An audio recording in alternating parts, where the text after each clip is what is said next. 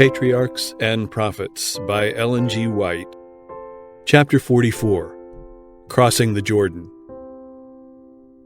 The Israelites deeply mourned for their departed leader, and 30 days were devoted to special services in honor of his memory.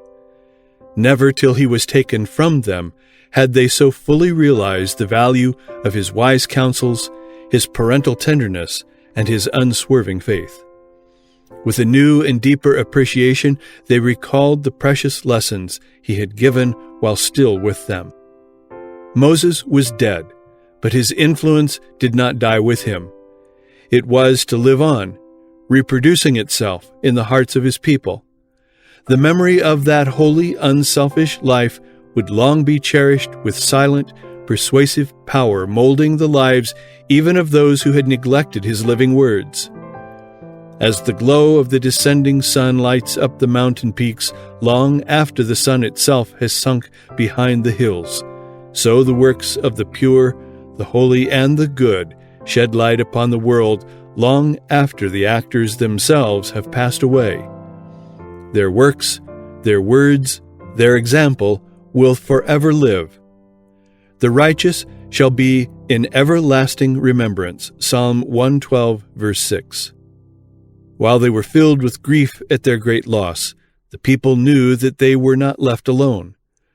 The pillar of cloud rested over the tabernacle by day, and the pillar of fire by night, an assurance that God would still be their guide and helper if they would walk in the way of his commandments. Joshua was now the acknowledged leader of Israel. He had been known chiefly as a warrior, and his gifts and virtues were especially valuable at this stage in the history of his people. Courageous, resolute, and persevering, prompt, incorruptible, unmindful of selfish interests in his care for those committed to his charge, and above all, inspired by a living faith in God. Such was the character of the man divinely chosen to conduct the armies of Israel in their entrance upon the promised land.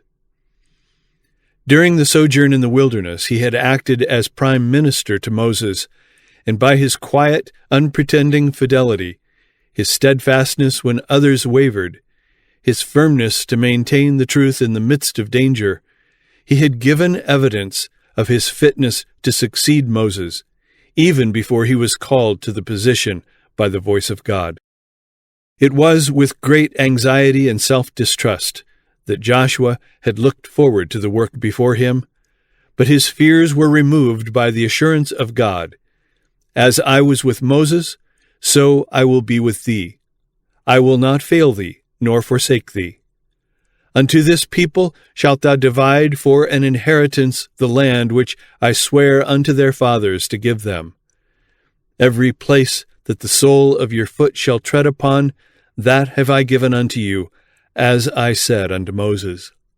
To the heights of Lebanon in the far distance, to the shores of the great sea, and away to the banks of the Euphrates in the east, all was to be theirs. To this promise was added the injunction, Only be thou strong and very courageous, that thou mayest observe to do according to all the law, which Moses my servant commanded. The Lord's direction was, This book of the law shall not depart out of thy mouth, but thou shalt meditate therein day and night. Turn not from it to the right hand or to the left, for then thou shalt make thy way prosperous, and then thou shalt have good success. The Israelites were still encamped on the east side of Jordan, which presented the first barrier to the occupation of Canaan. Arise had been the first message of God to Joshua. Go over this Jordan, thou and all this people, unto the land which I do give to them. No instruction was given as to the way in which they were to make the passage. Joshua knew, however, that whatever God should command, he would make a way for his people to perform, and in this faith the intrepid leader at once began his arrangements for an advance. A few miles beyond the river, just opposite the place where the Israelites were encamped, was the large and strongly fortified city of Jericho. This city was virtually the key to the whole country, and it would present a formidable obstacle to the success of Israel. Joshua therefore sent 2 young men as spies to visit this city and ascertain something as to its population, its resources, and the strength of its fortifications. The inhabitants of the city, terrified and suspicious, were constantly on the alert, and the messengers were in great danger. They were, however, preserved by Rahab, a woman of Jericho, at the peril of her own life. In return for her kindness, they gave her a promise of protection when the city should be taken. The spies returned in safety with the tidings, "Truly the Lord hath delivered into our hands all the land, for even all the inhabitants of the country do faint because of us." It had been declared to them in Jericho, "We have heard how the Lord dried up the water of the Red Sea for you, when you came out of Egypt, and what ye did unto the 2 kings of the Amorites that were on the other side of Jordan, Sihon and Og, whom ye utterly destroyed. And as soon as we had heard these things, our hearts did melt, neither did there remain any more courage in any man because of you. For the Lord your God, He is God in heaven above and in earth beneath." Orders were now issued to make ready for an advance. The people were to prepare a 3 days' supply of food, and the army was to be put in readiness for battle.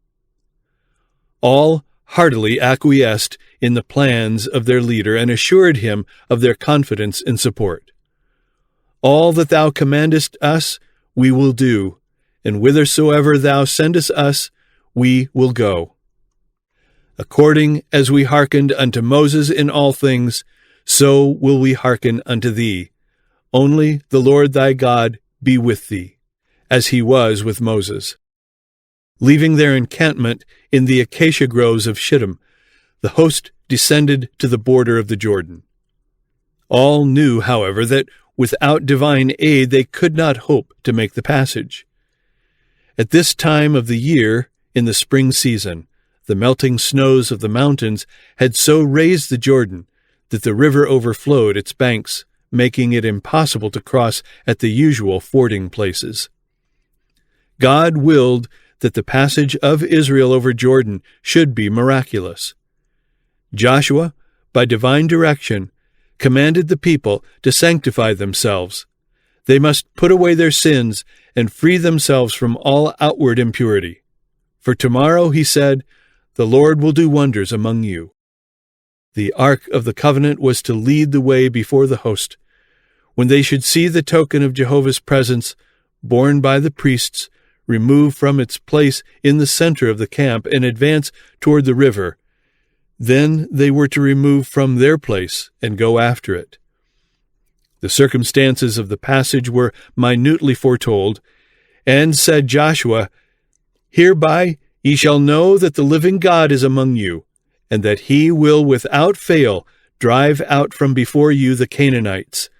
Behold, the ark of the covenant of the Lord of all the earth passeth over before you into Jordan." At the appointed time began the onward movement, the ark borne upon the shoulders of the priests, leading the van. The people had been directed to fall back, so that there was a vacant space of more than half a mile about the ark.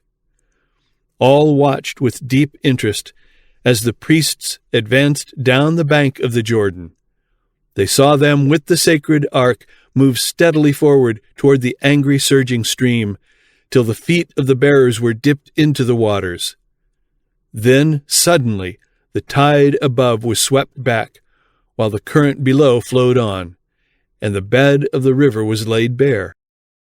At the divine command, the priests advanced to the middle of the channel and stood there, while the entire host descended and crossed to the farther side. Thus was impressed upon the minds of all Israel the fact that the power that stayed the waters of Jordan was the same that had opened the Red Sea to their fathers 40 years before. When the people had all passed over, the ark itself was borne to the western shore. No sooner had it reached a place of security, and the soles of the priests' feet were lifted up unto the dry land, than the imprisoned waters, being set free, rushed down a resistless flood in the natural channel of the stream. Coming generations were not to be without a witness to this great miracle. While the priests bearing the ark were still in the midst of Jordan, 12 men previously chosen, one from each tribe, took up each a stone from the riverbed where the priests were standing, and carried it over to the western side.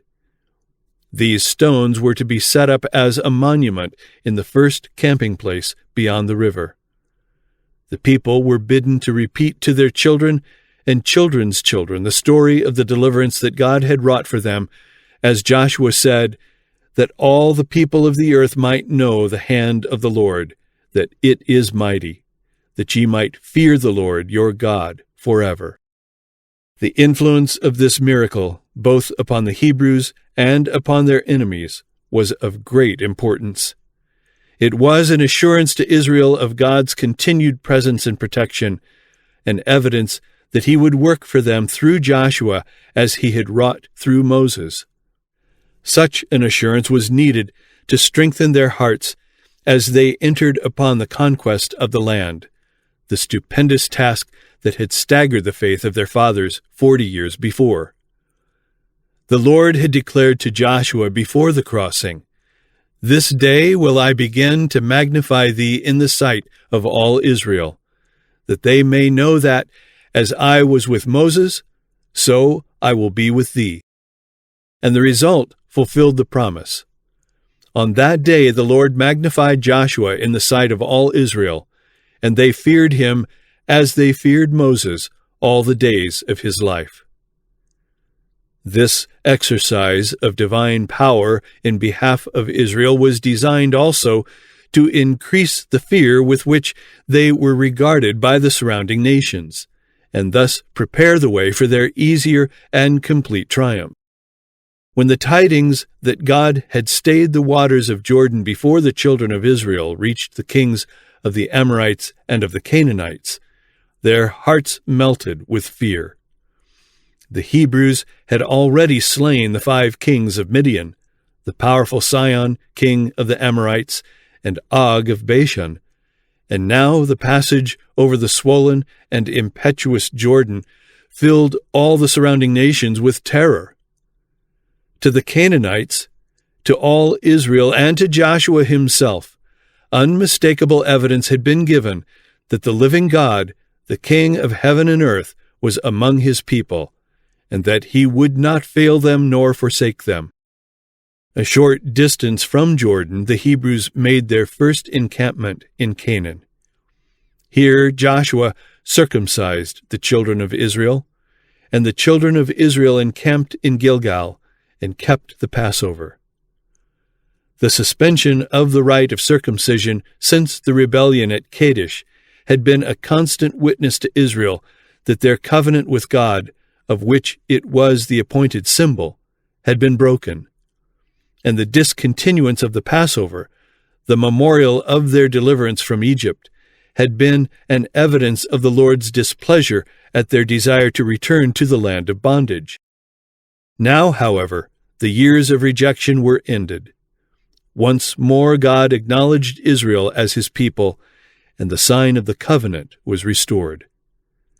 The rite of circumcision was performed upon all the people who had been born in the wilderness, and the Lord declared to Joshua, "This day have I rolled away the reproach of Egypt from off you." And in allusion to this, the place of their encampment was called Gilgal, a rolling away or rolling off. Heathen nations had reproached the Lord and his people because the Hebrews had failed to take possession of Canaan as they expected soon after leaving Egypt. Their enemies had triumphed because Israel had wandered so long in the wilderness, and they had mockingly declared that the God of the Hebrews was not able to bring them into the promised land. The Lord had now signally manifested his power and favor in opening the Jordan before his people, and their enemies could no longer reproach them. On the 14th day of the month at even, the Passover was celebrated on the plains of Jericho. And they did eat of the old corn of the land on the morrow after the Passover, unleavened cakes and parched corn in the selfsame day.